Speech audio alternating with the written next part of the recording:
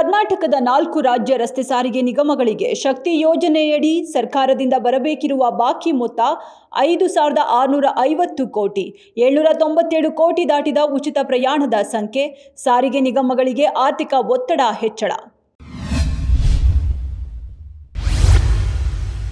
6 ವರ್ಷಗಳ ಬಳಿಕ ತವರೂರಲ್ಲಿ ವಿನಯ್ ಕುಲಕರ್ಣಿ. ಬರೋಬ್ಬರಿ 6 ವರ್ಷಗಳ ಬಳಿಕ ತಮ್ಮ ಸ್ವಕ್ಷೇತ್ರ ಧಾರವಾಡಕ್ಕೆ ವಿನಯ್ ಕುಲಕರ್ಣಿಗೆ ಭವ್ಯ ಎಂಟ್ರಿ.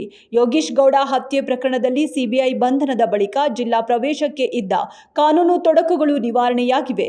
ಕೋರ್ಟ್ ಅನುಮತಿ ಸಿಗುತ್ತಿದ್ದಂತೆಯೇ ಕುಟುಂಬದ ಸಮೇತರಾಗಿ ಆಗಮಿಸಿದ ವಿನಯ್ ಕುಲಕರ್ಣಿಗೆ ಬೆಂಬಲಿಗರು ಅದ್ದೂರಿ ಸ್ವಾಗತ ಕೋರಿದ್ದಾರೆ. ತಮಿಳುನಾಡು ವಿಧಾನಸಭೆಯ ದಶಕಗಳ ಸಂಪ್ರದಾಯ ಮುರಿದ ಸಿಎಂ ವಿಜಯ್ ಕಲಾಪದ ವೇಳೆ ಮುಖ್ಯಮಂತ್ರಿಗಳಿಗೆ ಮೀಸಲಾದ ಕುರ್ಚಿಯಲ್ಲಿ ಕುಳಿತುಕೊಳ್ಳುವ ಬದಲು ಸಚಿವರ ನಡುವೆ ಕುಳಿತು ಗಮನ ಸೆಳೆದರು. ಮುಖ್ಯಮಂತ್ರಿಯೊಬ್ಬರು ತಮ್ಮ ಅಧಿಕೃತ ಆಸನ ಬಿಟ್ಟು ಸಚಿವರ ಸಾಲಿನಲ್ಲಿ ಕುಳಿತಿರುವುದು ಸದನದ ಇತಿಹಾಸದಲ್ಲೇ ಅತ್ಯಂತ ಅಪರೂಪದ ಘಟನೆ. ಮಲಗಿದ್ದ ಪತ್ನಿಯ ಕತ್ತು ಹಿಸುಕಿ ಕೊಂದಿದ್ದವ ಅರೆಸ್ಟ್. ಪತ್ನಿಯನ್ನು ಹತ್ಯೆಗೈದಿದ್ದ ಪತಿಯನ್ನ ಬಂಧಿಸಿದ ಪೊಲೀಸರು. ಉತ್ತರ ಕನ್ನಡ ಜಿಲ್ಲೆ ಹೊನ್ನಾವರ ತಾಲೂಕು ದೊಡ್ಡಗುಂಡಾದಲ್ಲಿ ನಡೆದಿದ್ದ ಘಟನೆ. ಪತ್ನಿ ಮಂಗಲಾ ನಾಯ್ಕ್ ಹತ್ಯೆಗೈದಿದ್ದ ಗಣಪತಿ ನಾಯ್ಕ್ ಅರೆಸ್ಟ್. ಕುಡಿದ ಮತ್ತಿನಲ್ಲಿದ್ದ ಗಣಪತಿ ಆಕೆಯ ಕುತ್ತಿಗೆ ಹಿಸುಕಿ ಉಸಿರುಗಟ್ಟಿಸಿ ಕೊಲೆ ಮಾಡಿ ಹೃದಯಾಘಾತ ಎಂದು ಬಿಂಬಿಸಿದ್ದ.